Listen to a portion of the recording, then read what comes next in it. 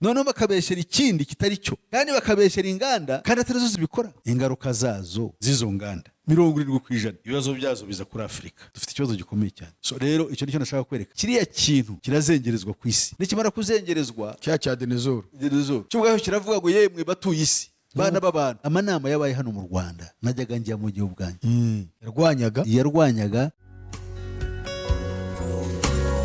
imitima yacirahabye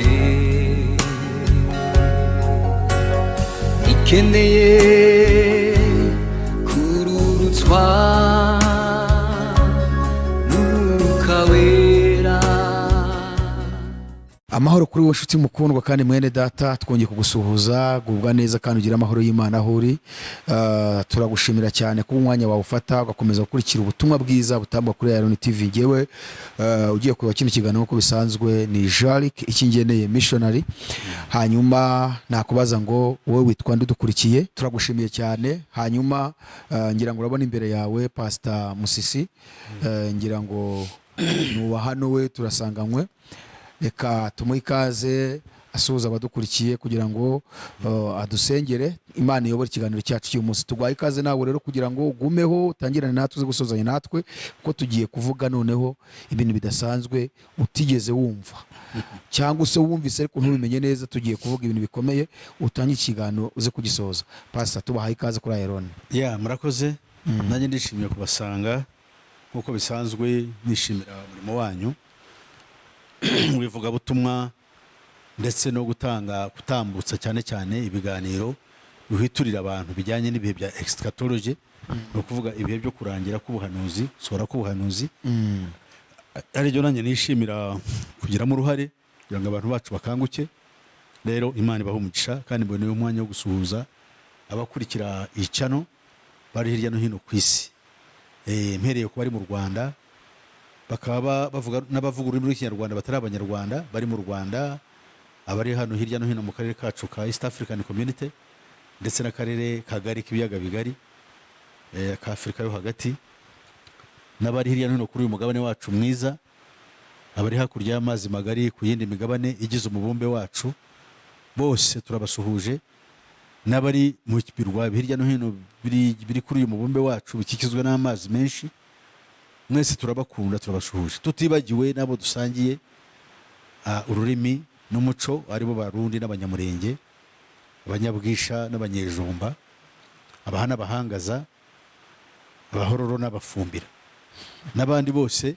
Imana ibahe umugisha. Rero nkaba nishimiye kuba turi kumwe aha ngaha na mwene data, tugiye kugira icyo tuganira. Imana ibahe umugisha. Pastor, mudusengere kugira ngo Imana ibane natwe. Murakoze. Uhoraho Mana yacu, turagushimiye. Uri Imana igira neza, Imana ikora ibikomeye, ikabikora ibitangaza, itubeshaho muri iki gihe kibi kiganisha ku musozo w'iminsi, tukaba dushobora kuba duhumeka kandi tukishobora kwamamaza ishimwe ryaduhamagaye, ikadukura mu mwijima w'icuraburindi, kugira ngo tuhamye iby'ukuri twamenye kandi twaherewe ubuntu n'Imana, kugira ngo tubisangire n'abavandimwe b'ingeri zose n'ab'Imana yahamagaye kandi bafite ishyaka kandi bashishikajwe no kumenya ibiriho, kugira ngo burusheho kwiyunga n'Imana muri Kristo Yesu. Shimwa kwemeye rero kuba uri kumwe natwe, abaruhishura byose kandi abaruwerekana byose, byambarije mu izina ryawe Yesu Kristo umwami wacu. Amina.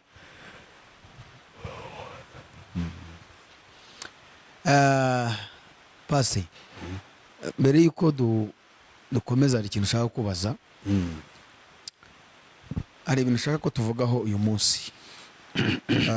Uraza kudufasha kugira ngo abantu barusheho gusobanukirwa. Hari ibikoko bitatu bimaze kwerekanwa hano muri iyi si, kandi ibyo bikoko bitatu byose ukaza gusanga byishe inyuma ya UN, kuko nigenda ibizana. Ndabyibuka hari igikoko cya mbere cyaje bagishyira ku nteko nshinga amategeko ya UN, ku cyicaro gikuru cya UN hariya muri Amerika. Ndumva ni New York harya. New York. Yes. Icyo kinyamaswa cyaraje ndumva mu mwaka washize, ejo bundi nko mu mezi ni nk'abiri ariko batweka ikindi kinyamaswa cy'ikimasa bari bakoze kirekire cyane mu birori, biriya birori harya ni ibihe byari byabaye? biriya bya CHOGM, Commonwealth of Nations. Yes, aha. Hanyuma icyo kintu nacyo barakizanye, ubona abantu baje birukanka n'ibitambaro, baraza bamera nk'aho bari kukiramya. Nacyo ubona hari ibindi bintu itangazamakuru, social media gikwiraho hose. Ejo bundi batweretse urundi noneho urwa dinezoro, bavuga ko dayinaso zabayeho kera, izo simbizi niba zaranabayeho, ni siyansi niyo kunda kubivuga. Kubera iki izi nyamaswa zije zikurikirana mu isi kandi ubona umuryango w'abibumbye birimo? Ni ikihe cyinshi nyuma yabyo? Ni iki si iri gushaka kwereka abayituye? Ese ubundi nk'itorero twebwe turi kwigamo iki? Icyo ni icya mbere. Icya kabiri ari nacyo ushaka kutaduheraho, umwaka wa 2025 urawubona ute? Turawugarukaho kuko mu minsi yashize hari uburyo wawuvuzeho, ariko ndi kumva bihwiswa n'abantu benshi batandukanye. Tugarukeho kandi ndabyibuka ni wowe usa nk'aho icyo kintu wakivuzeho cyane umwaka wa 2025. Wowe ko mbona turi kuwusatira, urawuvugaho iki? Ni iyihe nkuru nk'amakuru mu gukurikirana noneho ngo abantu barusheho kwitegura? Ibi dukora, turakora umurimo wo kugira ngo abantu bakanguke, kandi abantu bakanguka ntabwo tuvuga ngo basare cyangwa biruke ku misozi, ahubwo ni bahame hamwe kandi bahame hamwe bagamije kugira ngo batekereze icyo gukora. Icyo gukora cyadushe Yesu arakitweretse. Yesu atweretse ijambo rikomeye dusanga muri Yohana 10:9 n'uwa 10. Ayo magambo yatweretse, aravuga ngo mu kuvuga yatweretse amagambo akomeye ashaka kugira ngo tumenye neza icyo turimo. Kuri uyu murongo wa 9 aravuga ati, yaravuze ati, ni gerembo ry'intama, ni gerembo, umuntu niyinjira muri jye azakizwa, azinjira asohoke kandi azabona urwuri. Noneho aravuga ngo umujura ntazanwa n'ikindi keretse kwiba no kwica no kurimbura, ariko jyeweho nazanywe no kugira ngo zibone ubugingo ndetse ngo zibone bwinshi. So ahangaha Yesu amagambo yavuze ntabwo tujya tuyatekereza ubundi abantu ko yaha agaciro. Yavugaga mu buryo bwo kubwira abantu, ariko mu buryo bwa gihanuzi kandi mu buryo bw'umwuka kugira ngo ntumenye ibintu byo barimo. Nk'iri jambo yarivuze nk'uko ukaryumva utyo urisigaho, ariko yashaka kutwereka yuko ab'ibihe byose tumenye yuko we wenyine niwe buhungiro bw'abantu. Ahandi hasigaye yashaka kutwereka yuko ibisigaye undi utari we ni umwanzi. Kuko dufite ibintu bibiri, dufite Kristo na Antikristo. Unyuranya na Kristo naho yaba ari muyobokamana, uwo nguwo ni Antikristo. Kandi cyamuzanye ni ukwica, ni ukwiba, no kwica no kurimbura. Wowe umuntu uzakubwira akakubwira Imana, akakubwira ibiki, akaguha n'ibyiza, akanagusiga akakunogereza, ariko akuyobeje inzira y'ubugingo, rino rembo aho uzinjira hose no kurimbuka. So rero niyo mpamvu tushaka kugira ngo abantu babyumve impamvu ntabwo tuvuga Yesu abantu benshi bavuga. Hari n'abamuvuga neza ariko wenda batazi n'ubuhanuzi, ariko bakamuvuga kandi ibyo ni byiza. Hari n'abamuvuga mu buryo bwo kwihahira cyangwa mu buryo bwo gushaka bwo gukora kwa Satani. Ibyo byose Pawulo byaramubabaje mu rwandiko yandikiye Abafilipi igice cya 1 umurongo wa 15 n'ingero wa 16, aravuga ati, hari abavuga ibya Yesu bwo kwirema ibice, abandi bo kwihimbaza, atari ko ntacyo bintwaye. Kigeze no ku izina rya Yesu ryamamazwa, kandi iyo zina rya Yesu bamwe zizatuma abantu benshi bacirwaho iteka kuko bararimenye ntiryabakiza. So rero ntagiye muri ibyo ngibyo, ndagira ngo unkwereke ikibazo uvuze icyo ari cyo. Ubundi rero ubwayo no muri Bibiliya mu buhanuzi shushanywa nk'inyamaswa. Iyi nyamaswa dusanga mu Byahishuwe 10 igice cyaho cya 13 iyo turebye umurongo wa 11, niyo nyamaswa abantu benshi bashobora kwitaranya ukundi. Aravuga ngo umurongo wa 11 ngo nuko mbona indi nyamaswa izamuka iva mu butaka, iyo yo yari ifite amahembe abiri nk'ay'umwana w'intama, ariko ikavuga nk'ikiyoka. Itegekesha ububasha bwa ya nyamaswa ya mbere mu maso yayo, ihata isi n'abayirimo ngo baramye ya nyamaswa ya mbere yakize uruguma rwayishe. Ni ukuvuga ngo iriya simbolo y'inyamaswa, ubuhanuzi burayisohora buyerekana uko imeze. Iyo nyamaswa uko yari iteye, ubundi inyamaswa ya mbere Daniyeli yeretswe, ntabwo nibyo kuyisoma, yari ifite amahembe 7, yari ifite amahembe 10 n'imitwe 7. Ariko iyo nyamaswa ubundi mu kuvuga kwayo ishushanya Satani ubwo kwasa, nkuko tubona mu gice cya 12 cy'igitabo. Ni ukuvuga ngo ni Satani wabyaye, abyara umwana, uwo mwana asa nawe, kandi uwo mwana usa nawe ni sisiteme yashyizeho yo kumuteguriza kurwanya n'itorero, no kugira ngo abantu benshi bazarimbuke, kugira ngo bajye mu irimbukiro by'iteka ryose. Kandi aho ngaho aho bazagera niho hazabasanga, kuko we yamaze gucirwaho iteka. Hanyuma inyamaswa iriya kuko isa nawe niyo sisitemu y'ibihe byose itegeka isi. Ariko no hano muri ayo nyamaswa yavuye mu gitaka, Daniyeli ayerekwa ntabwo yayibonyemo ibice bibiri, yabonye ari inyamaswa imwe izageza ku iherezo, ariko ayivugamwo ibice. Avuga n'agahembe kazamera atagakurwaho, kakaza kakaba ihembe, burya kakaba ihembe rya kuko kazavanaho amahembe 3 hasigare 7, kukaba ka 8. Kandi mu yandi magambo kakaba ka 8 nanone mu byahishe 17 muri ya mitwe 7, kakaba umutwe wa 8. Aho gahembe ni Antikristo ugiye kwima ingoma, akarero niho kamuteguriza. Iyi nyamaswa ntabwo itandukanye na ya yindi, ahubwo muri ya mahembe 10 yahanuwe, ya mahembe 10 habayemo alliances 2 noneho zikora ihembe rimwe, kuko ya mahembe bivuze ubutware. Amahembe 5 ku ruhande rumwe n'ayandi 5 ku rundi, bikora amahembe 2, ariyo yayangaya avugwa ahangaha. Amahembe y'Iburasirazuba n'Iburengerazuba niyo yayangaya amahembe avugwa. Ayo mahembe rero azaza asa n'ay'umwana w'intama. Ni ukuvuga ntabwo azaba asa na Yesu nkuko wenda bamwe bitekereza, ahubwo azaba asa n'intama tureba tworora nk'itungo, kuko yo azaba agaragaza nk'inyamaswa y'amahoro, ariko avuga nk'ikiyoka. Ubundi Ronishingwa yashingiye kuzana amahoro ku isi, ni nacyo buriya bivuze. Igomba kuzana amahoro, niyo mpamvu ifite agencies twakwita ministeri zo kuyobora isi. Buriya ntabwo bazi yuko ari guverinoma. Buriya igira ministeri y'ingabo, ariyo Security Council. Igira ministeri y'ubuhinzi bayita FAO, Food and Agriculture Organization, ituri Roma n'ikicaro cyayo kiri.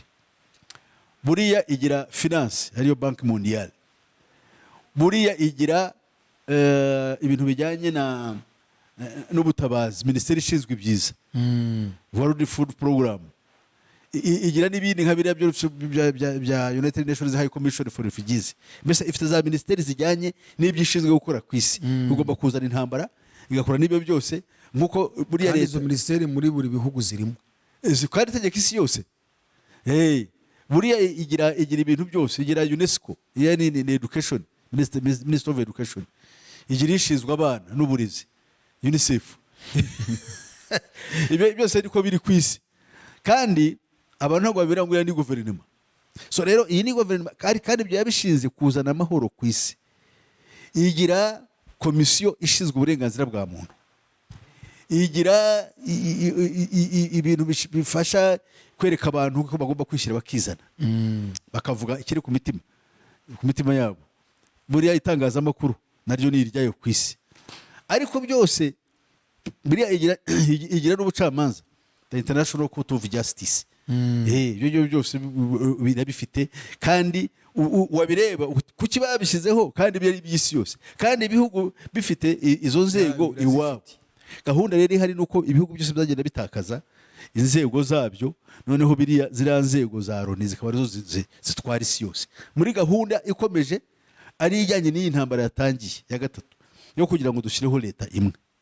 Ubu ngubu hose ku isi hagomba kubaho akaga gakomeye cyane kazatuma abantu bose bashaka icyabatabara. Icyo kizabatabara nta kindi, nuko habaho leta imwe itegeka isi. Ariyo ntambara turimo hariya ya Ukraine. niba ibyago tugiye kubona by'inzara bakwishe inzara ku isi yose. ndashaka ko udusobanurira 2025. dusobanura 2025. utari twagera aho ngaho twari twarangiza kino kibazo cy'inyamaswa. Ni ukuvuga ngo izi nyamaswa, iyi ngiyi na nyamaswa iyi ngiyi bavuze, iyo ni icyo gihe gikora umuryango w'abibumbye no kuyerekana imbere yayo ni ubuhanuzi busohora. Abafite amaso bakabona bati koko ikintu turimo ni inyamaswa nk'uko biri icyita. Noneho tugarutse hariya rero twajya kuri biriya bikoko babonye. biriya bikoko bitatu bije mu gihe gito cyane mu isi. Biriya bikoko ni simbolo zo guterekera. Ni simbolo zo guterekera zabayeho kuva kera. Buriya kuva kera ibiriya bintu no muri Bibiliya uzabisome bigeze kuzana amapfizi abiri mu gihe cya Pawulo, bayashyiraho imyishywa kugira ngo berekane ari byo baje gutamba. Ubundi bashobora kubikora bashobora kubikora mu bintu ibyo ari byo byose. Nk'ubu hariho icyo bacuze mu gihunyira kiruta byose, cyo bagenda bakaramirizaho kandi bagatangaho bakanahatambira. Bande bagicuze kirahagana, cyacuzwe na sisitemu itegeka isi iyobowe n'abafurimaso, kuko abafurimaso nibo bayobora isi. Abatware bose bari mu isi bayoborwa n'abafurimaso, kandi iyo tuvuga abafurimaso burya ni umuryango ukorera mu bwihisho uhagarariwe na Illuminati ku mugaragaro, kuko aba Illuminati bo baragaragara kandi bakanabivuga. Ariko bose ni bamwe, usibye yuko bari aba Illuminati bo nuko bavuga bati twebwe turabamurikiwe kandi bahawe ubumenyi. Kuko bari abafurimaso ushobora kuba uri n'umufurimaso ariko ntumenye, biterwa n'urwego ruri, kuko bafite amagrade. Hari abitwa ngo ni blue belt, hari abitwa ngo ni red. Abo bose iyo uri muri blue nta kintu cy'ubuzi, ubu barakwinisiye ariko utazi ibiri hejuru. Abari muri red batangira kumenya. Umuntu atangira kugira ubwenge ageze mu cyo bita ngo ni 20 degree ya 29. Uwo ni uhishurirwa akabwirwa bikeya akagira icyo amenya ku byerekeye ibiriho. Noneho kugera kuri degree ya 33 iyo zirenze ugera no mu rwego rw'ubumenyi bwihariye. Uwo nguwo niwe ushobora kumenya akamenya icyo ariho. Ashobora guhura nawe yagize ati akafite uko akuramutsa, waba uri umuswa ntumenye uwo ari we, ariko iyo muziranye yagize ati yasinya yaguhaye. Babaho mu bwiru buhanitse. Nakoze ubushakashatsi nsanga kuba ukuntu batangiye n'igihe batangiriye kitazwi. Ariko icya Illuminati turakizi, kuko Illuminati yo yaraje ariko nibo bayigishije. N'ababaye abahanga ba mbere bavuye mu bafurimaso kugira ngo bajye muri Illuminati. Noneho Illuminati yo aba ariyo iyobora abantu bari mu isi. So tuvuye aho rero ndagira ngo nicyo n'ikindi kintu cyafata umwanya kugitekereza. Ni ukuvuga ngo ubu nari nkubwiye biriya bintu by'ibimasa byose, kubireba utiriwe unabicamo kabiri, ni simbolo zo guterekera. Ryo nashaka kubwira ni ibintu biterekera bitwibutsa imana za kera zakorerwaga. Kuko nakubwiye yuko hari gahunda ijyanye na New Age iyobowe n'abafurimaso n'aba Illuminati ishaka kudusubiza ku mikorere ya kera, kuko bemeza ko ntabwo ukuri kuri muri Bibiliya, ahubwo ngo ukuri mu mikorere ya kera n'imyizire y'Abanyegiputa ya kera n'Abakarudaya ba kera ndetse n'Abababiloni. Nibyo bo bemera nkaho harimo ukuri. Bemera filozofi y'Abagiriki, imikorere ya kera y'Abakarudaya ndetse n'Abanyegiputa ba kera. Niyo mpamvu reba kwizera kwabo ushingiye kuri piramide. Niyo mpamvu se batangira kugarura zino nyamaswa kugira ngo badusubize muri iyo. Mu yandi magambo burya baba baterekera kandi tukabakurikira, ariko baterekera mu bwenge. Kuko birababaje, abantu benshi bari kuramya inyamaswa batabizi. Yes, narabibonye nk'ikino cy'ejo bundi. Cyari abantu rwose bagakoma amashyi bakavuza induru. Yes, nakibonye mu muryango w'abibumbye kivuga ijambo, kishoje ijambo, abayobozi bose bisi barahaguruka bakoma amashyi, bagikomera amashyi ku rwego rukomeye. Yes, nuko batozwa batyo. Biriya byateguwe kera n'umugore witwaga Alice Bailey, niwe wanditse n'ibitabo byose bijyana na biriya. Nuko biriya byo bakora biri kuri gahunda. Hari igitabo banyohereje kijyanye cyo bita ngo ni the reappearance of the Christ. Icyo shaka kuzasoma kirimo ubwiru bw'uwo mugore, uburyo bwere no bwagutse. Cyaraje nimara kukibora bazakubwira. Ni ukuvuga ngo turimo turi ku musozo w'iminsi. noneho rero biriya byose abantu ubundi iyo abantu bahagurutse bagakoma mu mashyi baba boshye ikintu bareba imbere yabo, kandi kiriya kintu gifite uwo gihagarariye imikorere y'ikuzimu ya Satani. Niyo mpamvu badutoza ibintu by'amahoro kandi nta mahoro ahari, kandi bakadutandukanya n'Imana mu buryo bugaragara. Noneho rero ikindi kiriya cyo wabonye nka kiriya cyo bita Sophia artificial intelligence, ni ukuvuga ngo kiriya ni ukutwereka, ni ukuza kutumurikira, dukomera amashyi tukabyirira ikizatwica. kiriya cyaje mu ishusho y'umuntu. Noneho kiriya cyaje mu ishusho y'umuntu cya Sophia. Muri Sophia mu Kigiriki bivuga ubwenge, wisdom. Noneho kiriya uko kimeze kuriya kigiye gusimbura umuntu. Nubwo twebwe twakira ikintu kigiye kutwica, kuko kiriya nikigiye gusimbura abantu, akazi kagiye kurangira, kuko tugiye kwinjira mu kintu cyo bita ngo ni post industrial paradigm. Ni ukuvuga iki? Tugiye kwinjira mu gihe cyo kuba tutagikoresha inganda zahaga abantu akazi. Noneho ibyo dukora byose bikorerwa mu nganda zo bita digital, zikoresha ordinateri. Noneho kandi abakozi bazaba ari ordinateri zindi, ari amarobo. Amarobo ni za ordinateri zigakora ibintu. Noneho umuntu ukaba udafite akazi. Nko mu Bushinwa hariho executive director, bamaze no kugira directeur ukomeye w'irobo uyobora abantu. Ariko bamwe arabirukana kuko we ni mudasobwa. Nubwo iyo wakoze kosa ko kwirukana biroroshye ako kanya, kuko ntaho wamwihisha, wanamusaba n'imbabazi. usobanutse ibintu byose bigendera kure. Irobo ubu niyo ibayoboye, niyo biyobora abo bantu. Nubwo barimo baratwereka ibintu buhoro buhoro tubyinjira. Nko mu Buyapani amarobo yatangiye gukora, niyatanga serivisi muri za hoteli, niyakwereka gushyira kuri reception uhura nayo, niyagutwara, niyakwereka aho uryama, ibitanda, ibiki byose. Kubera ko bafite ikibazo cy'abakozi ko n'abantu bashaje, baragenda basimbuza abakozi, basimbuza amarobo. Ntacyo bazabitayeho ku bakozi abanyamahanga bahaza, bazajya babacura gusa bakore. Uri bize naho ibihugu byinshi bidafite abagore benshi, robo abantu barazikoramo abagore, ukajya ubana nayo, urumva. So noneho rero ibyo ni ibizira birimo biza mu isi, abantu bita amajyambere, kandi ari ukurangira. Ni ukurangira, kuko niba abantu batakibyara, abantu batagikeneye kuko abantu basaza, urubyiruko rugenda rugabanyuka. Ahari urubyiruko nkatwe ahangaha bagashaka yuko barwica, bicwe n'inzara, badushoze mu mvururu n'izi ntambara ureba zidafite ishingiro, abantu baba abandi, abandi biyahuza imogi, nta kindi kugira ngo abantu bapfe. Kuki se tutumva, niba utari n'umukristo, uri umuntu usanzwe ariko utekereza, kuki nk'ibyo utabibonamo ko ari iki? Umuntu avuga ngo ni amajyambere, utabibonamo ko ari ikibazo.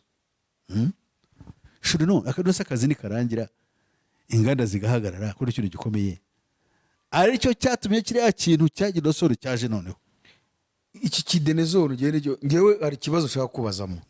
Ubundi pase, wowe wemera ko dinozoro zabayeho? Nguya dinozoro ntabwo zako nta wazibonye. Nene se wazibonye? Bari abashakashatsi birabyo bita ngo ni archaeology, ishami rya science rishinzwe gucukura ngo ibyari hasi, biriya nibyo batuzaniye. Uzi n'ikindi bagiye kutuzanira? Mbese bagiye kutuzanira Bibiliya yindi. Bagiye kuzacukura icyo bita excavations, bige through iriya branch, iriya shami rya science, ibyo bita ngo ni archaeology. Noneho batubwire ko hari ibintu bavumbuye bishya binyuranye n'ibyo twatekerezaga, binyuranye n'ibyo abakirisitu bizeraga, baza n'ibindi bitandukanye nabyo, kandi ubwabo bahimbye kugira ngo bateshe agaciro Bibiliya dufite. Kuko iyi Bibiliya barabona yuko abantu bagenda, uko ibintu bigaruka hari abayikangukira kuyireba, n'abari barayiteye umugongo hari abayigarukira. Usibye yuko barimo bayigarukira batazi, ntibagire n'uburyo bwo kuyiga, kuko igihe kirimo kirihuta. Irigishwa n'abafrimaso, aya madini yose za theological schools, amashuri yo za teologiya, nta bantu n'abafrimaso babiyobora, nibo babyigisha. Basazigisha ati Bibiliya ayigisha ukuri. None ko abantu benshi bari mu kujya muri theology, they are going there, but who is teaching them? Hari umugabo umwe w'umusaza aramwe ngo bigeze kujya kwiga teology, ngo umuntu umwe arabatwara umwe arimo arababwira ngo nimuhumeke cyane bagahumeka bari ku musozi muhumeke bonye bahumeka mwongeramo musohora umwuka mwongeramo ukurura arangira bari nk'abari muri siporo uwo ni umwuka wera rero murimo muronka ubu ngo tuwo ni umwuka tu ni umwuka wera urumva uwo mugabo yarabimwe twahuriye hariya i Remera aho bitari yako kuri gare y'i Remera umusaza rwose twahuye nk'umuntu ujya unkurikira nyine ku biganiro aranezerwa ati ibi bintu twebwe yavuye mu ishuri ya teoloji kubera ibyo bintu areba nta kintu barimo biga ari ukubica gusa babangiza ukubica mu mutwe mbese kugenda bafobya ibigiye biri aha ngaha none pazo ukavuga uti rero Denizoro ntizigeze zibaho no they have never existed kuko impamvu babona ngo existize baravuga ngo imyaka miliyoni naba ari muzingahe nibagiwe ntabwo namenya precise kuri imyaka ize mu za miliyoni ngo hari ikintu cyaje gukubita isi kiyukubise ubuzima bwari ku isi burarangira harimo nizo za Denizoro zirapfa none se niba bavuga yuko niba icyo gihe ibintu byaracitse zigashira niyo nde wongeye kurema ibindi bishya tureba n'amaso biriho ese iyo byaraje bikubita Denizoro zonyine kuko bavuga yuko ngo a star inyenyeri yaraje igwa ku isi extinction ibintu birashira byariho himaginga ibindi you can't know ni ibintu bakora kuko ibyo bintu ntabwo bashobora kubisobanura ngo bikubwire ngo bimeze bitya bitya none se passe ubwo ntabwo yaba ari projet ndende y'ikino gisimba science yateguye kuva kera ifatanyije nabo bategetsi b'umwijima kandi hariya cyarazanywe no kugira ngo batwemeze wabonye yuko bahita youth connect sio bishatse kuvuga yes ni ukuvuga urubyiruko youth nirwo bagamije kwereka kuvuga ko urubyiruko rugomba kwirwanaho kuko there is extinction ahead ni ukuvuga ngo aho rugana hari akaga gatewe n'iki se icyo kibazo gatewe no guhindagurika kw'ibihe byose bizanywe nande nicyo kibazo aho kiri baragura bati ni inganda none ikibazo cy'inganda zigikemure dute nuko inganda zakurwaho agakora amarobo yayo aho uri muraza kuntuza ibyo nibabikora byose bakabishyira ku murongo buri kintu kizajya gifite impamvu yacyo ubu urubyiruko ku isi yose bararutoza kwigaragambya rutuka abakuru nkatwe n'abasaza n'abandi n'abanyapolitike b'isi b'iki gihe yuko barugambanira isi irimo irashira ibintu birangiye nibajya kuvuga ngo no turashaka zero industry ntabwo dushaka inganda kuko zirimo ziratwica zirohereza umwuka uhumanya mu kirere ibyo bita green house gas emissions zikajya mu kirere ngo zikica icyo bita ozone layer bityo ngo izuba rikajya ribura ikiritangira rikatwoherezaho amashanyarazi yaryo akatwica kandi icyo gisubizo narakikubwiye nawe wewe ko bano bantu banyuze mu mushinga witwa the HAP HAP ni ukuvuga high frequency oral active research program igamije iri ahantu ho bita muri Alaska niho bashinze icyo kintu gikorera icyo kintu ni projet nini cyane bohereje bifashishije icyuma cyo bita hita ariko ubundi kucyita hita nuko gishyushye ariko ubundi mu magambo arambuye cyitwa ionospheric research instrument cyohereza amashanyarazi menshi akagera kuri level ni ukuvuga ni nivo y'imyuka y'amashanyarazi iri hejuru itwikiriye imana ubundi imana mu buhanga bwayo yadutwikirije amashanyarazi nta kintu cyaza kihumeka ngo kize kidutere biriya byo bavuga ngo ngo hari abantu bagiye badutera batese kiriya kintu cyabica kuko ni amashanyarazi noneho baragikoresha kugira ngo iyo layer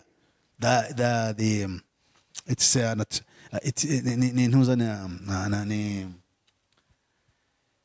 atmosphere in the atmosphere atmospheric layer mu kinyarwanda ashaka ibintu byananiye ariko ni urwego cyangwa kuko hagenda habaho imyuka iyo myuka rero kugenda ifite inzego zayo iri mu kirere ionosphere ni umwuka w'amashanyarazi umwuka w'amashanyarazi rero boherezayo iyo hita yabo icyo gishyushya cyo koherezayo amashanyarazi bakora hano ku isi akagera kuri urwo rwego rw'imyuka noneho bakayapikamo ari menshi.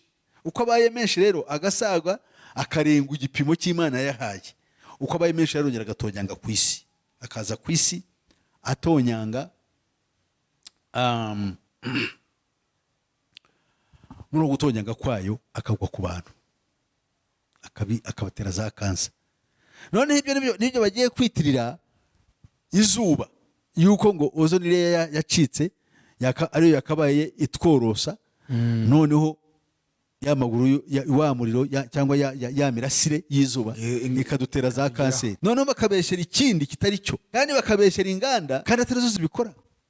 Wowe niba nubwo waba usinziriye, inganda zashobora zite ingaruka zazo z'izo nganda 70%? Ibibazo byazo biza kuri Afurika. Noza Afurika n'Uburayi biriya bihugu ari byo bifite inganda ziremereye, kuki ibibazo biza kuri Afurika? Twebwe dufite zero industry, nta nganda tugira. Kuki ari twebwe noneho bizoka nta nizo dufite twebwe? Wazibajije se? Ibyo wabyibajije? Intellectuals bacu ibintu bitekereza ntabwo bashobora kuba, they have no brain, ntabwo bashobora kubitekereza. Bariga kuko icyo bashaka no kubona diploma bakajya gushaka akazi. They can't think. Dufite ikibazo gikomeye cyane. So rero icyo nicyo nashaka kwereka, kiriya kintu kirazengerezwa ku isi. Nikimara kuzengerezwa cya dinozoro cyubwaho kiravuga ngo yemwe batuye isi, bana b'abantu, murashaka kumera nkatwe, twe twarashize. Bana b'abantu kweri cyayore. None se cyo kirimo kiravuga ngo barashize kandi turakiriba. None se bapfuye bagiye ko gihari. Ukibaza none ikigutangaza kumenya umuntu dutekereza, kuki tutibaza umuntu wateguye kiriya kintu awundi ako kantu. Ariko urumva batagitinga youth, kuko bazi yuko urubyiruko burya, ese wari uzi yuko burya urubyiruko nk'ubu kuva mu mwaka w'ibihumbi 2012 kugera ubu abana bavuka babita ngo ni alpha, ni abantu bazaba badafite ubwonko, nta karicya bazaba bafite. Abavutse kuva 1947 kugera muri 2012 babita Z. Abavutse kuva muri 1981 kugera mu 1947 imyaka 15. Kuva mu 1981 kugera mu 1995.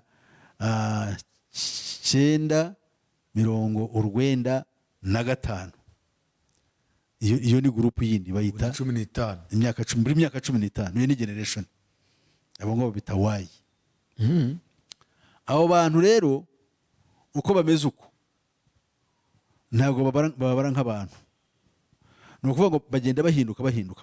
Abana bavutse kuva muri n'ubunyambireba njye ndeba bari abana bavutse kuva muri 80 bafite imyaka za 40 ubu ngubu.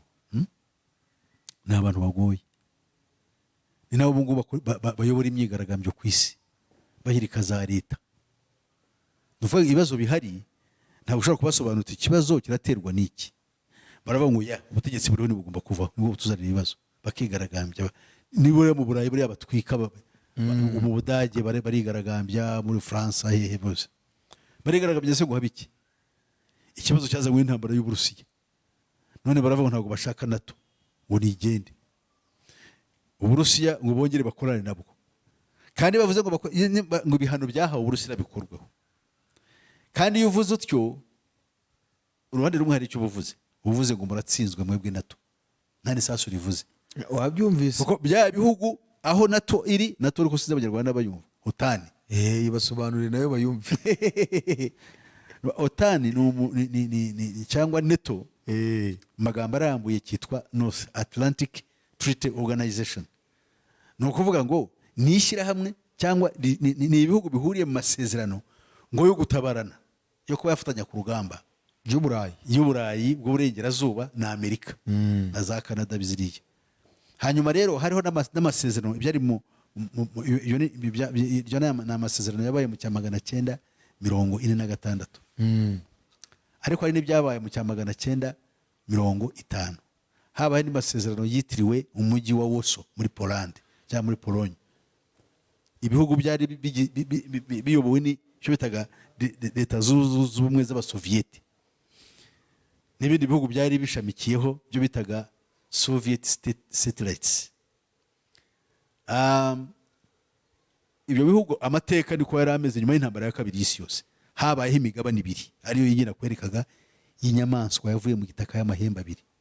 Iyo migabane ibiri yari ihora ihanganye. Yewe na nyuma yo kuvuga ko abasoviyeti n'ubundi ko bimeze, abarusiya, abakoreya, abayirani, abashinwa bose bari ku ruhande rumwe.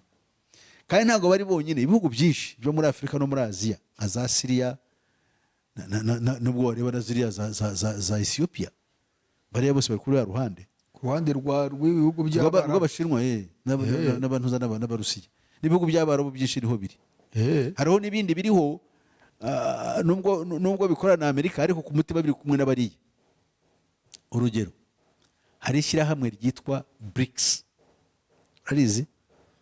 BRICS bivuze Brazil, Russia, India, China and South Africa. Bifite amasezerano y'ubucuruzi, ariko ntabwo bigarukiraho. Hari n'ibindi bagomba kumvikanaho mu gihe bibaye ngombwa, kuko ari amasezerano yabo abahuza. Ni ukuvuga niba harimo Ubushinwa, hakabamo Brazil yo muri Amerika y'Epfo, hakabamo Uburusiya, hakabamo Ubuhinde, hakabamo Afurika y'Epfo, ni ibintu bikomeye. Biriya ni ibihugu biba bitwara nka hafi kimwe cya kabiri cy'abantu batuye isi, n'abatari 2/3, kuko Ubushinwa n'Ubuhinde abantu bifite bateye ubwoba mu bwinshi. So hanyuma rero ibyo bintu bimaze kugenda bityo, ibyo nabyo babikoze bategura izo za alliances. None waruvuze uti rero bari abasore bama kwigaragambya ati oya turashaka yuko ibihano byafatiwe Uburusiya bikurwaho. Yes. Ukavuga uti ubwo kuba babikoze nko gusuzugura natuko yatsinzwe mu yandi magambo. Ibitsinzwe kuko impamvu ibitsinzwe nuko rubanda ruhagurutse kandi ari rwo ibyo bihugu birengera. Ubu ushaka kwerekana ko intambara itazasoza se? Ntabwo ishobora gusoza, yasoza site. Ubujyambere na mbere iba yararangiye. Ubushinwa bufite imbaraga zo kuba rwayirangiza. I mean Uburusiya bufite ubushobozi bwo kuba bwarangira intambara, ariko ntabwo ushobora kuyirangiza kuko ni akagambane. Uzi pasi ubu nari akaye gakino bari gukina kuri iyi ntambara iri hagati ya Ukraine n'Uburusiya. Iyi ntambara yarahanuwe mu 1968. Ihanurwa ko izatangira igaturuka ahantu hadatekerezwa. Muri 1968 twumvaga yuko intambara ishobora kuba yaba hagati y'Abasoviyeti n'Abanyamerika, cyangwa se Abanyaburayi na Amerika barwanye n'Abanyaburayi b'Uburasirazuba n'Uburusiya, nk'uko byari bimeze icyo gihe. Ariko Muwera yaravuze ngo ibi ngibi tumureba, uwo muhanuzikazi yaravuze ngo ibi ngibi bizasimburwa kuno guhangana ko bita ngo ni guerre froide cyangwa se Ford, hari ni mu Gifaransa guerre froide, ni ukuvuga Cold War, intambara y'ubutita. Yagombaga kurangira igasimburwa n'icyo bita East West Detente, ni ukuvuga ngo agahenge, kandi ako gahenge karabaye nyuma yo gusenyuka kw'icyo bita Berlin Wall. Igikuta cyari cyaragabanyije mu Budage kabiri. Icyo wakirengaga wabaga ugiye ahandi. Bakitaga ngo ni Iron Curtain, rido y'icyuma cyangwa inyegamo Kinyarwanda, cyangwa umwenda ukingiriza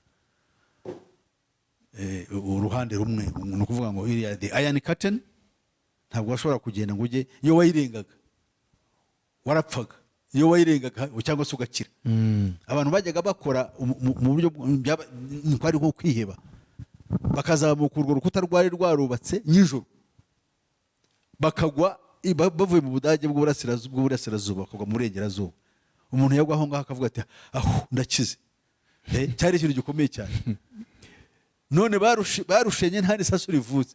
Ubu twajya kwigendera Mikhail Gorbachev amaze gutanga ihumure, aravuga ati ariko musenye ntacyo nta mpamvu yo gupfa n'ibyo bintu.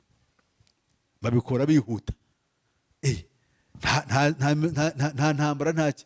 Kumbe we ni gahunda barimo buzuza, ariko twe ntabwo tubyumva, ntabwo tunamenyera. Twese yuko abana bavuka ubu ngubu uhereye muri iyo myaka za 40 bari abana bo twita Y na Y na Z. Ni ibyiciro bitatu. Hari Y, ariyo y hari na z. noneho ubu ngubu abavuka uhereye ubwo kugeza ubu imyaka 15 nirangira kuva muri 2012 ntabwo yari yarangira 15. abo ngabo bitwa alpha. ni ukuvuga ngo kiriya cyiciro cyararangiye. abahanga muri ibi nigisha ibyo bita alternative theory bavuga yuko abantu mu cya 900 muri 2012 igihe tuzi kigereranywa n'ifi mu buhanga bwa astrology cyo bita Pisces bivuze ifi, iyo periode yararangiye. twinjira rero mu kintu kigereranywa n'amazi cyo bita Aquarius. niyo mpamvu kino gihe turimo bakita the Aquarian conspiracy cyangwa akagambane gashushanywa n'amazi dukurikije zodiac, imikorere ya astrology. nabo warize ibyo astrology simbizi. astrology no kuraguza ibicu, kuraguza inyenyeri, kuraguza ibiki byose. kuraguza inyenyeri. ubwo ni ubuhanga bwihariye bw'abasatanike. bo bakoresha ibyo bintu bazi iyo bijya. twero baradutuye isi ntitubizi, twakaye tubibwirwa na Kristo yiba twari muri we neza. niyo mpamvu iyo dusomye, iyo duhaba umwuka wera aduha kumenya ibyo Imana yaduhaye n'ibyo Satani akora ku rundi ruhande mu gihe ashaka kutugambanira. nibyo rero turimo. so nicyo ndashaka kugura ni iki, abantu bari hubu bo barimo barareba akabari bakasaba nta bwenge bafite, ntabwo bakibaza ikintu bashaka. uzareba urubyiruko rwacu ruriho ni ugushaka muzika, ni ugushaka TikTok, ni ukureba udufilime, ni ukureba iki. ntabwo ushaka kumuta umwana wanjye natwe wicare tuganire nkubwire ibyo data yasize avuze. aho ngaho yasaga atembagara. ese se ambwira iki? ubu yaravuga ko ari we muhanga ufite ubwenge. yararangiye ibye arabwira iki koko? kuko uravuga ibyo ni ibyanyu kuvuga uti ifata utya genda utya nutangira kumucira imigani kabe naho yaba ariyo muri Bibiliya ntabwo rishobora kuyumva. jya ukora utya nibwo uzagira ute. kandi iyo migani baragenda bagira bati banayikuraho. hari imigani yo muri Bibiliya udashobora kuba waca ngo bikunde. ngiye guha nk'urugero. kera Bibiliya ivuga ngo kubana n'umugore w'ingare ngo urutora kuba mu gasenge ukarya utuboga gusa. noneho bakongera bakavuga mu Kinyarwanda ngo ingabo y'umugore iragushora ntigukura. so iyo migani ivuga icyo ku ruhande rw'umugore, hariho n'ivuga ku mugabo, hari n'ivuga ku mwana. ariko ivuga ku mugore imeze ityo, kuko Bibiliya iravuga ngo umugore w'umunyabwenge yubaka urugo rwe, ariko umupfapfa ubwe ararusenya. mu Kinyarwanda bagaca umugani bakavuga ngo ingabo y'umugore iragushora ntigukura. ibi rero abafeministi bariya, kuko feminism bituruka mu madayimoni, barabihagurukiye. hari umuntu umwe ni n'umwana wanjye yaraje akajya ambaza bene iyo migani akandika, nawe arajya gutanga raporo. abazungu bakabibasobanura ko icyo bashatse kuvuga, bakavuga kumbe ibi ni bikandamiza umugore, rwanya umugore. noneho bene ibyo ngibyo ko bagenda batuvanaho n'iyo migani y'ubwenge yo kumenya bakayihimba, kandi yaratwigishaga. umugabo nk'umugabo baravuga ngo amafuti y'umugabo nibwo buryo bwe. icyo rero cyo bagikuyeho ntushobora kukivuga. kumbe abagabo se umugabo ni iki? noneho abantu bacu iyo mpamvu babyakira bibwira ko ibyo bintu bavanaho gukandamiza, nk'uko bavuga ngo umugore yaryaga ihene ntiyaryaga ihene, ngo ntubona ko mwaducuraga ibintu biryoshye. ibyo bikabaho. sinanze niba hariho icyo umuco cyari kibi cyava ko nta bintu ntabwo twavamo byose ijana ku ijana byari byiza. tuvuge nka birabyo baragaga umuhungu, umukobwa ntagire icyo abona kandi yaruha akabura hajya. icyo kintu usibye ko babikoraga mu bwenge, iyo bakuragaga wowe muhungu bakuraga n'umukobwa, uyu mukobwa naruha ni wowe uzamwubakira ukamushajisha. ibi byari bihari, ariko ubu ngubu babyita puritinga yuko ntacyo umukobwa yabonaga. ariko kubera yuko ari igihe kibi, nk'ubu ngubu umukobwa umuraze runaka ngo azamurebe ari musaza we yamurya, kandi cyane ntabwo byabagaho. ariko ubu ngubu niyo mpamvu kubihindura n'umukobwa nawe akagira umurage wabo ni byiza. ariko nkibaza kuki umuhungu atagira umurage iyo yashatse? bibaho harya? iyo baraza umukobwa ariko umuhungu aho yashatse nawe akagira nawe ukajya kubaza y'ibyabo kareka ibyo ari ibyo bibaho se ahubwo none kuki umukobwa se kuki ava iyo yashatse akaza gufata iby'iwanyu kandi iby'iwabo ku mugabo we hari ibyo afite byo yakuye iyo bamuhaye aho ngaho simbyumva ariko kuzambariza wowe gusa icyo nshaka kumenya icyo nshaka kubwira ubwo nuko mvuze mvangavanga byinshi kugira ngo nkwereke aho isigana abantu bariho ubu ntibabaza ntibazi kandi bibwira yuko bazi none ikintu kibabaje kandi akagambane kandi kaje buriya uburezi bwarapfuye ni ukuvuga icyo bita ireme ry'uburezi ku isi yose ryaragambaniwe. Nigeze kubona icyegeranyo muri Kenya naje kubona icyegeranyo kivuga ngo umwana wo muri Kenya uri mu mwaka wa 6 afite ubumenyi afite kera wari ufite umwaka wa 6 afite ubumenyi bungana n'uwa segonderi mwaka wa 2 w'iki gihe muri Kenya mu Rwanda ho sinzi uwo ni muri Kenya niho ubushakashatsi bakoze bivuga ngo muri Amerika ibintu barabihinduye bivuga ngo uburezi bwaho hari porogaramu yitwa mfashe nyibuke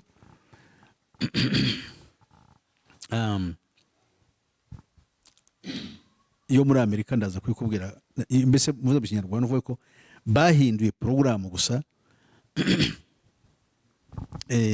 bahita ngo ni outcome porogaramu ikizaguturukamo wowe nk'umunyeshuri nicyo bagushakamo gusa si ukugira ngo ugire ubwenge nta bundi bumenyi bagushaka baraguha ibyo uzagaruka bikababera inyungu. Yes, nuko icyo uzashobora the outcome program nuko ikizaguturukamo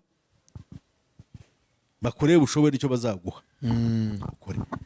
Iyo bigenze bityo usura icyo cyase kuvuga ukuvuga ngo we bagushakamo uzashobora gukora mu isi kuko bakufata nka labor unit nk'igikoresho ukore aho uzakora ubwenge bwufite nubwo kubakorera kuba umukozi labor machine cyangwa labor unit apana umuntu utekereza you are not supposed to think. Kazi turi gusatira umusozo noneho ndagira ngo tugaruke twatiri gusobanura utusobanura bya bira bisimba abantu bakwiye kumenya isi turi kuganamo ko imeze tugaruke ku arakantu twaganiriye mu kanya nabandi reka tukavuga abantu bakumva. Umushize watangire ku mwaka wa 2025 kuvuga abantu bawitegure ntabwo ari mwiza. Uwo mwaka wa 5 njye ntabwo nahanuraga 2025 2025 ntabwo nahanuraga navugaga ibushakashatsi nabonye bwateguwe yuko uhereye mu mwaka utaha 2023 hagomba kubaho impinduka zikomeye ku isi hakabaho ubutwari buzatwara isi nibwira ko buzaturuka muri ya ntambara irimo irwanwa kuko igomba kugeza umwaka utaha kandi igihe turaza uyu mwaka nurangira ubukonje bw'uyu mwaka nibujya kurangira nko mu kwa mbere ku mwaka utaha kwa 2 tuzongera duhure nkubwire uzabona ibizaba byabaye icyo gihe 2024 zugo 23 hari impinduka zaba yabaye wenda kuvuga kubera ubukonje buhari ubu tugiye kwinjira mu gihe cyitwa winter hehese ku isi yose mu Burayi ahangaha twibo turimo turinjira mu nzara ikomeye irenze irusha rwa Kayihura ubukana muri uyu mwaka utaha irushana ya indi yakira twagaruzaga yuro oya habe na rumanura imbaba ntabwo izamera nkayo izaba ari inzara ikomeye base yabe dutera ubwoba none se ko n'ubundi inzara tumere nabi kinzara ikaze oya nanjye ndayifite n'ubu sindari ariko icyo nshaka kukubwira nuko tuvuga ngo turinjira mu bihe bikomeye abantu bakanguke hano inaha muri Afrika ho ni inzara niho ni inzara iriya n'ubukonje bugiye bose babiteje niyo miryango ikora mu mwijima. Yes, niyo ibikwiriye nyine se imvura se ntabwo ariko se nabivuze hashize imyaka 3 vuga ko hariho gakegeranyo nabonye kivuga yuko u Rwanda ubwarwo noneho twe kuvuga Afrika ariko u Rwanda baruce mu ibice bibiri warabivuze igice cy'iburasirazuba kikazibasirwa n'amapfa ikiburengerazuba kikagira imvura y'imyuzure isenya ibiraro iyo byombi ntacyo bifasha umuntu ni ukuzana akaga gakomeye. none se ibyo urabihuza utari ukuvuga ngo mu mwaka utaha mu kwa mbere ngo harimo nibyo nkubwira, mu mwaka w'ibihumbi bibiri na makumyabiri na gatatu umwaka utaha igiteganyijwe ntazi icyo ari cyo, ariko numvise ni uko hagomba kubaho guhinduka k'ubutware bukomeye buzigarurira isi, buzashyiraho akaga ngo ku buryo muri 2025 wowe ubwawe uzajya uhagura ufata umwana we ujye kumugurisha, umwana we wibyariye, kubera ubukene, kubera inzara, kubera iki? kubera ibyago no guhinduka kw'imitwe y'abantu n'inzara n'akaduruvayo n'iki byose. Icyo gihe ni nabwo numvise ko hazabaho inama y'abadayimoni ikomeye cyane, kuko hari inama yabaye muri 2015 ishyiraho intego z'ikinyagihumbi ngo zivuguruye, izi ngizi zo bita sustaining, ngo zashyizweho ku buryo burambye. Naba ari ku buryo burambye ni ukuvuga ntawe uzi igihe. Noneho babishyizeho, zo zagiyeho muri mwaka w'ibihumbi 2015. Umwaka w'ibihumbi 2025 izaba ari imyaka 10.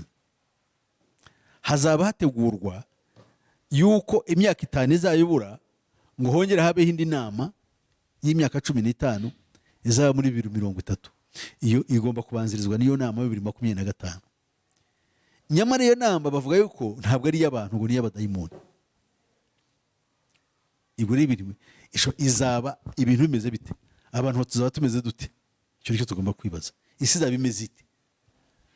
Twebwe rero icyo dukora, maze iyo urimo kugenda uvuga ngo inama ngo yabayeho ngo bavuga gutya, hari indi nama izaba, hari ikibazo ngarukaho. Nkavuga ngo ese ko numva isi na Satani bahora mu bintu byabo by'amaproje maremare y'isi n'imigambi itari myiza, twebwe abahagarara itorero rya Kristo mu isi, abanyetorero, ni izihe nama dukora ngo tugire intego natwe tuzageraho mu myaka iri imbere hariya?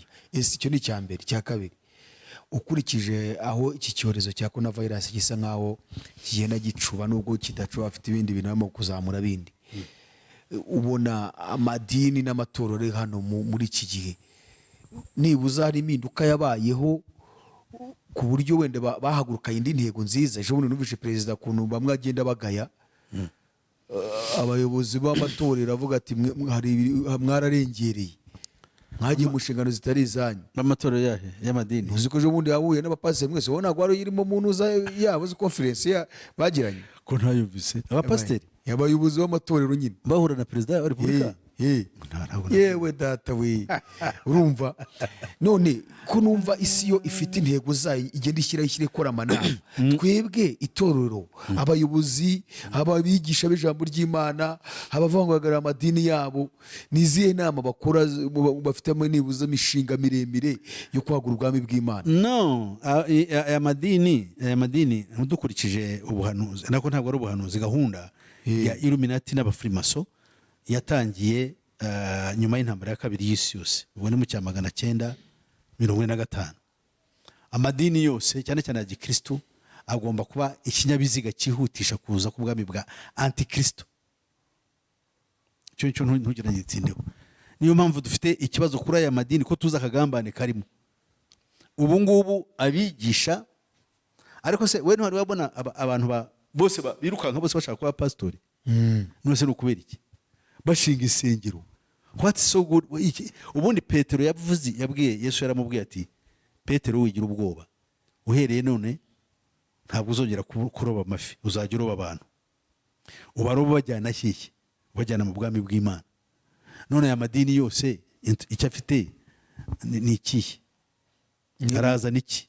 Bari kuroba iki? Ni iki barimo bararoba abantu babajyana he? Bariya abantu bicayemo barajya mu ijuru. That's what you should know. Nivuga butumwa urimo kumva wapi? Nese vuga butumwa urareba, riravuga butumwa rivuga ubutumwa bwa Yesu Kristo. Wari rugezweho abantu bari babyina, abandi ati iyi saha Imana iramwe ngo nyiguye hano kuri altare, kavanamo inkweto kayitanga. Hari ibintu bikomeye cyane. Abantu ntibazi ibyo, ahubwo abantu urishora mu kaga. Urashaka kuba pastor? No. Pastor for who? Ntabwo bikunda. niyo mpamvu ubu ngubu uzareba abantu bagezweho cyane muri iyi minsi bakora za conference zo kwiga ibibazo bya social issues, ngo uko abagore kubaka amago, uko imiryango igomba kubaho, umuntu akaba ari umuhanga mu gusobanura ibibazo biri mu ngo, imiryango ukuntu twabikemura bigezweho. None se wabikemura ute ko umuntu akemuka ari uko ahindukiriye Kristo gusa? Ubundi Yesu yaravuze ngo ntabwo naza kuzana amahoro, uhereye none ntabwo umukazana azavugana nyirabukwe. Sutsa umuriro, ni umuriro usutse ku isi, none atacyakora iki? None ubona ntibishobora gukunda yuko bano bantu bashobora kuba babana. None se washobote kubahuza? Ntabwo umugabo ntabwo yizera, wenda umugore arizera, ubwo se bazabana bate? It's cannot work. bivuye ngo ni ukuvuga ubutumwa ahubwo bose bagahinduka. Ni ukuvuga ubutumwa, umurimo wacu ni uguhamagara abantu bajya bahunga kugira ngo Yesu abamenye yuko arabe. Ishyirezo nirirangira bazajya mu bwami bw'Imana. Ni ukuvuga ngo imiryango ibane neza, ko abantu babane, abakora ibi, abana bakore batya, wowe mbese utangire, kuko ikibazo ubu kiri mu miryango, kandi baravuga bati iyi miryango irasenyuka, uruhare rw'amadini ngo rujyemo. Kuki isi imiryango isenyuka? Politiki y'uburinganire bajya bayibazaho aho yaturutse. Kuki se yaje ikaza isenya ubutware bw'umugabo Imana yamuhaye, role y'umugore ikayimukuraho igashaka kuba ahubwo ari we nyir'urugo, cyangwa se bombi bagahanganira hamwe kandi bidakunda. Noneho umugabo ugasanga aragenda akura atakaza ahubwo inshingano ze kuzimenya, akumva yuko azatungwa n'umugore. Ibyo ngibyo burya umugabo umaze kumuroga. Iyo umugabo yumva yuko inshingano atari ukuba nyir'urugo, agaheka urugo rwe akarurengera akarutunga, agahawe agahinduka ururya, nawe yajya gusanga agasanga akurikije amategeko ariho, areba yarataye agaciro. Yewe baramwe ngo mu Burayi iyo polisi ije mu rugo rwanyu ifite ikiba ije gusaka, umugabo ajya munsi y'igitanda, umugore akajya ku irembo, muvugana na polisi, murashaka iki? Uba afite n'uburenganzira butuka polisi, ntimuze n'iwanjye kuko ntawe umukoraho. Ariko umugabo rero zirega agatuza, ariko iri umwirabura ho nta n'ubamenya naho urengeye nko muri za Amerika iyo ngiyo. So this is a very big problem. Ikintu bagenda bapromotinga ntibakize, kandi igiteje ikintu kibi cyane ni abagabo babikora, ko nibo bikariginga ibyo bintu kubaho, bibwira kuko barakoreshwa. So none ugasanga wowe urimo gukurikirana amakuru, nicyo narimbajije muri ibi bihe dusa nkaho turi gusesuruka muri ibi bintu by'iki cyorezo cya coronavirus. Urabona amadini afite iyihe ntego yo kuvuga ubutumwa? Ayo matorero, abo bapaseri bagenzi bawe, ababishopu, ubona bafite iyihe ntego kweri? Nayo nkubwire ngo ntayo kuko nabo ntibazi icyo barimo. Urumva ahangaha twarwanaga n'ubuzima gatozi, ugasanga uyushya kuya kubona ubuzima gatozi, ugasanga wabonye ari uko wagiye ubeshya, ndakora ibi ndakiranga. That's very bad, kuko bikumaraho amavuta, ugasanga wabaye igishushushungwa, urashaka kujya mu itorero rya leta rikomere. Ibyo tumaze kubigeraho, ejo bundi bakinga insengero, noneho ukongera kugira ngo wongere ukingurirwe, urirukanka ubwoya bukagushira ku maguru, uvuga ibivuga ibi none gusa ugasanga nawe wundi ukinguriwe si ufite ijambo ry'Imana. Uyagenza umupfumukazi uba hariya Kanombe niwe bakinguriye imbere y'abandi, nta kintu afite, nta kintu. N'abahungu n'abapfumu neza baragura, tuzi neza yuko bakoresha imyuka ya gikonikoni na nyabingi, niyo bita umwuka wera. Satani ni umugore, zozaze nibo bafite umwanya, nibo bari imbere. None se wambwira utu ngo bafite ihe gahunda, ukibaza uburyo babikonekitinga, ariko twe tuzi yuko bikora muri za mbaraga zo mu ibanga. Usanga wa wundi udafite n'icyo afite niwe wemewe kujya gukora. Urumva izo ubuzima gatozi kubona n'induru. Noneho bakiza amatorero, urabona noneho musabe bundi bushya, hari ibyo bazagusaba. Ntabwo bazagusaba icyo umwuka wera akora, bazagusaba icyo bo bafite bashaka. Shyiraho ntuza harya n'iki, sound proof, zana ibi, gira parikingi, amamodoka azahagarara, ese ugira ibitaro, ese ugira none se ndikora ibitaro by'abarwayi ariko iyi si irarangiye koko. Noneho wajya kureba ukareba ibyo washaka kuvuga ubutumwa, hoti ntuzavugire ubutumwa ku nzira. Sinzi ibintu namwara gihe kiriyo kibaye ndakinotinga, kujya ku nzira ukavuga ubutumwa, kujya ku nzira ukavuga ubutumwa, urasakuriza abantu, ntabwo byemewe. Twajyaga tugiye nyikora, genda umwe abantu hano muri Kigali watangije gahunda hari i Kanombe, gahunda yo gusenga saa sita. Ibyo ryo bajyaga bita fellowships za abantu saa sita bakajya guhura. Ariko jewe ubundi bose bazaga ku nkuru nziza, abantu nicyo kintu twabonye intambara ikirangira. No turavuga ariko ntabwo abantu bose bazajya bajya ku nkuru nziza, aho abantu bakorera bashobora kugira saa sita batamikeye bagasoma ijambo ry'Imana bakanabwiza n'ubutumwa. Itegeko ryaramanutse uzabaze hano mu Rwanda. Itegeko riravuga ngo ibiro bya leta ntabigomba kuba gukoreramo imirimo y'iyobokamana. Ryavuye kwa minisitiri w'intebe. You know? So, abantu rero barabikora ariko batazi where are we going? Turajya hehe muri bino bintu? Ese Imana dukinisha ni iyihe? None se niba Imana tuyifundanyije ahantu hose ntiboneke, yajya kuboneka bonekera hahandi muri babandi banayigambanira batiteguye kuvuga Kristo nk'uko ari, bizagenda bite? Bivuge ngo rero ayo madini ayo matorero mu isi, amadini ubwayo giye nk'ubwiza ukuri niyo yakoze ikintu gikomeye cyane kuko arakorera Satani ku mugaragaro. Urumva hari amanama yabaye hano mu Rwanda najyaga njya mu gihugu bwanjye yarwanyaga ibi bintu by'amatorero, bavuga ngo amatorero ni kino gitekerezo cyo kuvuga ngo umpasiteri agomba kuba yarize afite lisansi, niho byaturutse. Batitaye yarakijijwe afite ubuhamya, ahubwo bakavuga ngo agomba kuba afite lisansi muri teoloji cyangwa se akaba afite iyisanzwe y'amashuri asanzwe. Ni igitekerezo cya Kiliziya Gatolika kizanye. Yes, Kiliziya Gatolika igeze kugira ahantu inama, ndetse tuza kumenya yuko igeze no kuvuga ngo ikibazo kibangamiye u Rwanda ngo naya madini y'inzaduka ngo nayibuka herega turafitwe, ariko ababirimo ntibaba bazi ibiva niyo bijya. Ababikora barimo n'abahanga bazi ukuri uko babikora. Noneho ni ukuvuga ngo ibyo ngo byabereye naba byarabereye Ibyumba, sinzi nama aho yabereye aho ngaho mu majyaruguru. Hari ibintu ugenda wumva ariko wahita ubiconnect ku byo ushatse kuvuga. Noneho byavuzwe n'umuntu wakicyore kugira ngo yaba ari nko padiri, sinzi umuntu wabivuze. Noneho rero icyo nzi cyo nuko bazanye igitekerezo kivuga ngo ikibazo kiri kuko bo bateza ikibazo. Urabona hari icyo bita problem reaction solution. Ibyo bivuze ni imikorere ya gifurimaso na kidayimoni hano ku isi. Bo bateza ikibazo kandi barangiza guteza icyo kibazo bakarubashaka igisubizo. Wambaza uti mu buhe buryo? Icya mbere akajagari kari mu madini, wabonaga yuko harimo abadayimoni babirimo. Aya madini yitwa unayizaduka. Kuko hari intambara zibera kuri arutari mu bituti barwanira amaturo n'ibindi by'ubugoryi utamenya. Bari barwanira imyanya n'amatitire, kuva ayo matitire uko bazaga none ese bari babirwanyaga n'ibandi baturukaga he? Ntabwo izo ngabo wamenye aho zituruka, ariko ziba ziri deployed kugira ngo zirwanye cya kindi. Noneho bamara kuzana kadukumva bigiye muri ministeri, bagiye kuregana, kandi ijambo ry'Imana ratubuza kujya kuregera abisi, aho usanga bagiye kuregana. Noneho leta yagira ikabaza ariko mwebwe murafiki, ese ibintu byo mupfa ni ibiki? Ugasanga ni ikibazo. None bigatuma izo nduru amanama yaba y'amadini, icyo kibazo kikaza kimwe mu bintu byo kwisonga. Induru ziri mu madini ziraturukaye, bakareba muri Gatolika nta nduru ziriyo. Harajya kurwanya papa se? No, yarihariye. Ugiye muri Anglikani, abarwanya umuyobozi buriya Anglikani uzi yuko iwabo mu Bwongereza all bishop ariyo bayobora Anglikani bose ni abafrimaso. Wari ukize?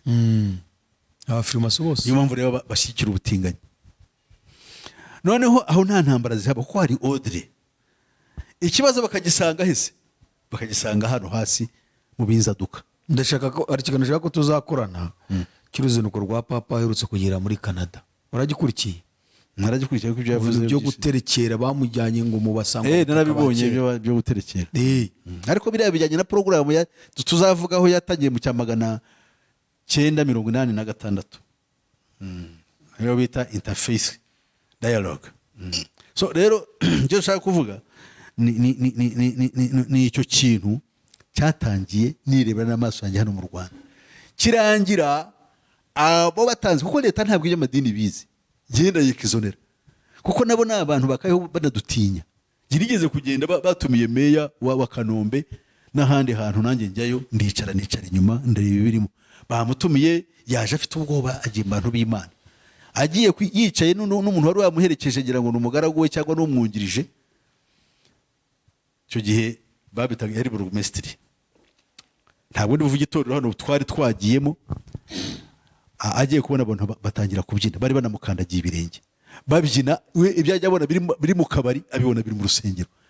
Mbona ararebanye n'uwo bari bazanye, amurya urwara ati dusohoke twigendere. aha ngaha twaje gukora icyo usanga ngaha nibyo by'Imana ajya numva agenda akije amagara ye kuko ibyo hari ntabwo abantu ba leta bazi ibintu by'umwuka ntabwo babizi ariko niba ndetse babagira inama bayobora muri ibi byose bikorwa niba abandi bitugoye ko babihagarariye nk'uko byari bimeze no mu gihe cya kera igihe ingoma y'Abaroma yagambaniraga nde Kristo niba ndetse bagiraga inama n'abayuda babikoraga n'abatambyi bakuru nibyo bikomeza nabwo ubu ngubu ni nabo batwaye bafata Yesu bamutwarira Pilato up to now it's continuing.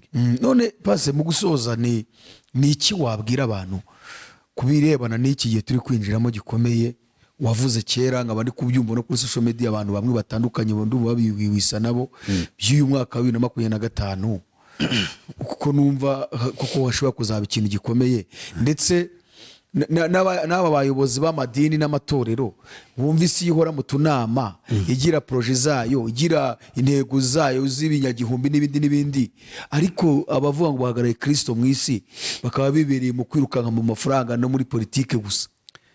Ubu ngubu ikintu kigeze ni abantu 2 3 4 bazajya bahura bakiyeza ni naryo torero burya ntabwo itorero ari ikintu cy'ikinimba tubona ngo cyanditse ahantu gifite amashuri gifite za katedrali no biriya biba bimaze kuba icyo bita organized religion and organized religion nta ibiri spiritualness ntabwo ibyo kujyanye n'iby'umwuka hatangira kuza amarangamutima haba haje amafaranga haje ibikorwa bifatika bikeneye impuguke kubijera ibyo byose bizana ikibazo ariko iyo abantu batangiye kubaho kumenya ngo twebwe turaba Kristo umwami wacu babaho mu ibanga batangira kwigeza no kwitunganya bafite amaso iryo torero rizabaho nyo rigiye gukurikiraho ubwo ari cyo gukurikiraho ntabwo itorero rya torero ryo bita organized religion ari ryo twita mu cyongereza babyita ngo ni temple religiosity rishingiye ku katedrali ari byo batubwira twese ngo twubake za mega churches byose mega churches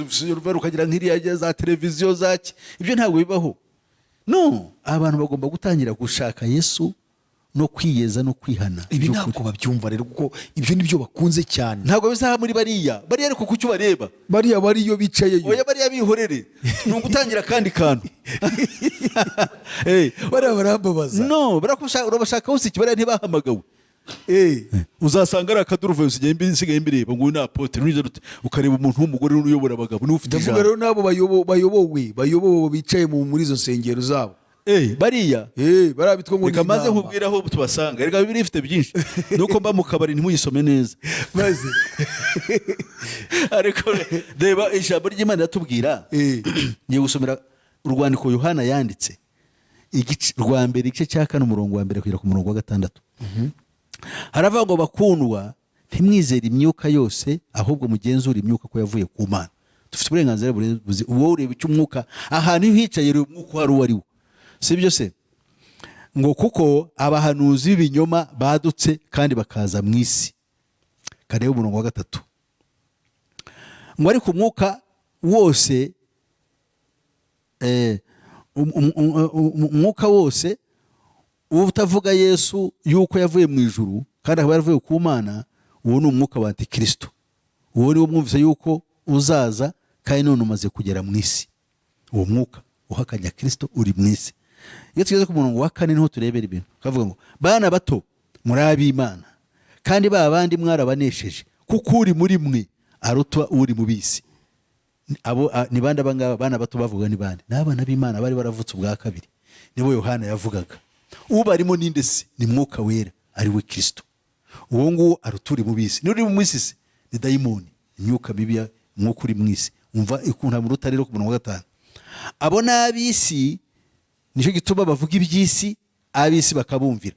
Babo uzasanga abantu bavuga iby'isi muri kuri rutari n'uwigisha umwuka umurimo n'uwisi niyo mpamvu yigisha iby'isi aravuga iby'isi aravuga amamodoka aravuga ibyo bavugaga aravuga iby'iterambere aravuga ibyo byose kandi ngo n'abisi bakagira gute bakabumvira. ubwo bivuga nabo bicaye imbere bateze amatwi ibyo bintu babikunze nabo ntabwo ari ab'ijuru n'abisi bateranye kandi bari iwabo urabashakaho iki Yesu numva bari abantu bashaka wiki bari iwabo dore banza wumve ukomeze wumve ngo ariko twebweho turabi Imana kandi uzi Imana aratwumvira naho utari uw'Imana ntabwo atwumvira. Ngaho uzagenda ujye kuvuga bya bintu by'ibyo uvuga bari abantu bagukurikira uzarebe niba hari uzakujya inyuma genda ushenga ariyo muzindira uhamagare ni nese uzaza ariko wowe urasutsa cyane. Noneho umuntu mukavuga ngo icyo nicyo kitumenyesha umwuka w'ukuri n'umwuka uyobya uwo ari wo. Uzavuga iby'isi abantu bazi, tagira ugenda uvuga uti jyewe abaza hano muzana abarwayi muzana abantu benshi kandi ntabwo uri busubire uko waje, udafite umugabo utari utunguka, business yawe nugera aha ngaha irakira. Zana amazi tuyasabire ugende uyamena imbere bira no guterekera uyemere y'umuryango aho usengera bazagenda bakubwira ibintu nk'ibyo ngibyo aho ukorera uzatera imbere. Ubwo ukavuga uti inama ni uko ubwo abantu bakwiyorganiza muri 3 muri 4 mukisenya. Turashaka gukora ikintu gishya, nicyo gihe natangiye ubu ngubu gishya, abantu bakiga kuba abigishwa ba Yesu Kristo. Icyo duteza imbere. Ntabwo ushaka abantu benshi nyamwinshi barajyahise kuko bari abantu ntabwo ari ubutumwa bwiza bwabazanye, ariko uzi ubutumwa bwiza icyo ari cyo. Ubundi ubutumwa bwiza ni ubutuma umuntu yihana mu ijuru impundu zikavuga. Ntabwo se umunyabyaha umwe yahindukiriye Kristo mu ijuru impundu ziravuga. None se aba barihariye ni bande? Aha, ako karumvikanye. None aho turi kugana ko numva ari habi, ni ihe nama watanga? Inama natanga ni uko abantu mbere na mbere babanza bakibaza icyo gukora, bakamenya ngo mu ijuru hari Imana, bagashaka n'uburyo iyo Mana bayigeraho bakiyunga nayo. Kandi uzagira ibitekerezo wese ntabwo Imana izamucira inzira. Ubu ni igihe cy'Imana ubwayo gukora, ntabwo Imana ari bayari nk'uko babivuga. Usibye ko bamwe babivuga batazi ibyo ari byo, babivuga mu bundi buryo bikurikije mentalite bafite, imitwe yabo ikitekereza. Ariko Imana izamenya, yizaca inzira, ifite ububasha. No muri kino kiganiro ubwacyo turimo ubu turakora, abantu muzagira amatsiko abazi ese bimeze bite umuntu amusobanurire. Habeho n'uburyo bw'abantu naho bagenda bakiyoga, kandi byaratangiye. Abantu ugiye dutsinda tw'abantu bagenda batangira gushaka Imana ku giti cyabo, bava mu madini anyuranye. Pastor murakoze cyane. Hanyuma mu gusoza nuko nkuko bisanzwe n'ubundi mutanga adresse zanyu kugira ngo nabo bose bashobora kugisha inama babe bababaza. Murakoze. Yewe nitwa Pastor Peter Musisi nko bisanzwe. Telefone nomero yanjye ni 0788 50 60 76. Iyo nomero yanjye niba no kuri WhatsApp. Ngira urubuga rwitwa Pastor Peter Musisi Official, aho ntambutsa inyigisho zigera kuri enye, zirimo n'iyitwa ubuyobe mpuzamadini, n'inyigisho yitwa isigushije ishyano, kugira ngo byose tubihuje dushobora kuba twamenya ukuri. Isomo indi nyigisho tugira cyangwa irindi somo ryitwa ubuhanuzi, kugira ngo abantu bave mu buhanuzi bw'indagu. Ubu ngubu Imana irambwiye ngo ugiye kumbera umugore, ugiye gukora ubukwe, bene nk'ibyo bagenda bakora. Tujye ku buhanuzi bwa Bibiliya, especially cyane bujyanye n'iki gihe cyo twita eschatology, igihe cy'imperuka, kugira ngo abantu bakanguke. Kuko icyo buriya buhanuzi bubereyeho ni ugukangurira abantu bamenye aho isigana n'uko bagomba kwifata. Hakabaho rero n'amateraniro dukora. Ayo materaniro hari aho tuyakora, ntushaka kuyobora abantu. Ayo materaniro y'imbona nkubone bayasanga hariya mu Nyakabanda. Iyo uvuye ku Ntaraga, icyapa cyo ku Ntaraga abantu bose barakizi. Iyo kirenze icyapa gikurikiraho uri muri taxi, aho bita kuri Café do Siècle, uvamwe aho ngaho ukajya hari iki kigo cy'amashuri. Twe dukorera ahantu haciriritse, ntabwo turi bitangaza. Ikigo cy'amashuri cya Pacifique Kiburamwaka nimwo dukorera. Tukaba dufite inshingano zo kwigisha abantu. Dufite programme ari naho twahereye ubuzima gatozi, uruhushya rwo gukora, yitwa Bible Study for the Salvation of the Soul and the Social Transformation. Ubwo twemera yuko tukwiriye kwiga Bibiliya tugamije kugira ngo ubugingo bwacu burokoke bwo guhindukirira Imana. Ibyo bikaba n'intandaro, mbivuze mu Kinyarwanda cyangwa kino nivuze mu Cyongereza, ikaba n'intandaro yo kugira ngo socially we are transformed. Kuko ntabwo wakora social transformation utariwa ubugingo bwawe utari bwarokoka. Ntabwo ushaka gukora bya bindi by'umuntu avuga ngo turakoresha amanama yo kubwira abantu uburyo bagomba kwifata, uburyo bagomba kwihandura amavunja, uburyo bagomba gukora ibiki. Ibyo byose abantu badahindutse ngo babana b'Imana ntacyo bazageraho. Ariko once you change, iyo uhindukiriye Kristo, na bya bindi byose byo mu mibereho birahinduka. Ukagira akamaro umuryango wawe n'abantu bawe n'inyoko muntu yose muri rusange n'igihugu cyawe. Murakoze. ya dusengere. Mana yacu ikomeye, turagushimye kubw'uyu munsi, cyubahiro n'ikuzo n'ishimwe by'izina ryawe. Ubare natwe, turinde icyago, turinde ikibi, turinde inama z'ababisha ko turakorera mu isi y'umwijima, kugira ngo dukomeze twamazina ryawe ryera. Kandi turinde ibibi byose, uturokore mu bigoryi n'imigambi yabyo, kuko gakizwa na bose. Kandi abari mu isi cyo tubasabira ni ukugira ngo bihane, kugira ngo bababarirwe batazajya muri Gehenomu, batazacirwaho iteka nk'iryo Satani yaciriweho. Abwoko bwacu bw'Abanyarwanda turabasabira kugira ngo bose bakizwe, tuzajyane nabo mu bwami bw'Imana, aboroheje n'abakomeye, kuko igihe cy'isi kirimo kirarangira. Nuko rero tugiriye neza, udushoboze kubw'imbabazi zawe, byamarije mu izina ryawe Yesu Kristo umwami wacu, amen. Ya reka dushimire wowe wari ukurikiye ubutumwa bwiza kuri Iron TV, kandi turagusaba gusharinga ku nshuti zawe, hanyuma ikiganiro nakagaruka. Mukomeze kugira ibihe byiza. imitima yacirahabye ikeneye